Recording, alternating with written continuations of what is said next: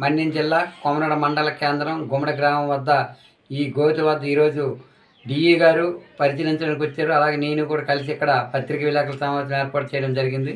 దీనికి సంబంధించి గడిచిన 2.5 సంవత్సరాల కాలంగా ఈ రోడ్డు మరమ్మతు పనులు పార్వతీపురం నుండి కొమరడ మీదుగా 3 రాష్ట్రాలకు వెళ్ళే కూనేరు వరకు రహదారి మార్గాలు గోతులు కప్పని మహాప్రభు అనేక విధాలుగా నిరసన కార్యక్రమాలు ధర్నాలు రాత్రిలోకలు చేస్తే తూతూ మంత్రంగా ఒక దగ్గర 2 దగ్గరలు కప్పారు తప్ప పూర్తి స్థాయిలో ఈ గోతులు కప్పకపోవడం వల్ల ఈరోజు పార్వతీపురం నుండి కొమరాడ వరకు ఒక 8 దగ్గరల విపరీతమైన గోతులు ఏర్పడి కొమరాడ మండల కేంద్రంలో ఈశ్వరాలయం వద్ద అయితే పెద్ద గోతులు 6 అడుగుల వరకు గోతులు ఏర్పడడం వల్ల నీరు చేరి వాహనదారులు చిన్న వాహనదారులు మునిగిపోయి పెద్ద వాహనదారులు ఇబ్బంది పడి అనేక రాత్రి పాలనగా ట్రాఫిక్ జామ్ అయ్యే పరిస్థితి ఉంది.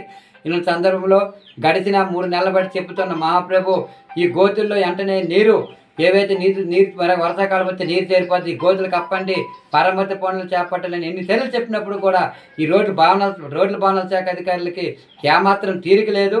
అలాగే గత ప్రభుత్వంలో ఎట్టిమేత ఇచ్చినప్పుడు కూడా ఆ ప్రభుత్వం నిధులేవి కూడా ఈరోజు ప్రకటించకపోవడం వల్ల ఈ గతి వచ్చిందని చెప్పి తెలియజేస్తాను. ఇలాంటి సందర్భంలో గడిచిన 4 రోజుల క్రితం వినూతన రీతిలో గోతుల వద్ద సిపిఎం పార్టీ నాయకులు ఆధ్వర్యంలో మేము నిరసన కార్యక్రమం చేసిన సందర్భంగా గౌరవనీయులైన ఆంధ్రప్రదేశ్ గిరిజన సంక్షేమ మంత్రివర్యులు గుమ్మడి సంజయరాణి మేడం గారు, గురపాం నియోజకవర్గ ఎమ్మెల్యే తోయికి జగదీశ్వరరావు మేడం గారు, అలాగే కొమరాడ మండల తెలుగుదేశం పార్టీ నాయకులు శేఖరపాత్రుడు గారు వీళ్ళందరూ కలిసి స్పందించిన సందర్భంగా ఈరోజు అనగా శుక్రవారం రోడ్ల భవనాల శాఖ ఎస్ గోపాల్ గారు, డి అప్పాజ్ గారు, జే రాజేంద్ర గారు వచ్చి పార్వతీపురం నుండి కొమరాడ వరకు అన్ని గోతులు కూడా పరిశీలించి అంచనా విలువ వేసి రాష్ట్ర ప్రభుత్వానికి చేరవేస్తారట. అయితే మంచిదే, ఇవన్నీ కూడా చేరవేయడం మంచిదే. అయితే ఈ నిధులు వచ్చేలాగా కొంత సమయం పడుతుంది కాబట్టి ఈలోగా ఈ గోతులు ఎక్కడని ఆ గోతులన్నీ కూడా ప్రత్యామ్నాయంగా ఏర్పాటు చేసి ఈ గోతులు కప్పకపోతే మరి వాహనాలు వెళ్ళవు, చిన్న వాహనాలు వెళ్ళవు, రేటు వాహనాలు కూడా రావు, పెద్ద 3 రాష్ట్రాలకు వెళ్ళి వాహనదారుల ప్రయాణికులు అనేక ఇబ్బందులు పడుతుంటారు. కాబట్టి ఈ సందర్భంగా డిఈ గారికి ప్రత్యామ్నాయంగా ఈ గోతులు కప్పాలని చెప్పగా మా పై అధికారులు చెప్పి గోతులను కప్పే విధంగా చర్యలు తీసుకుంటామని హామీ ఇచ్చారు.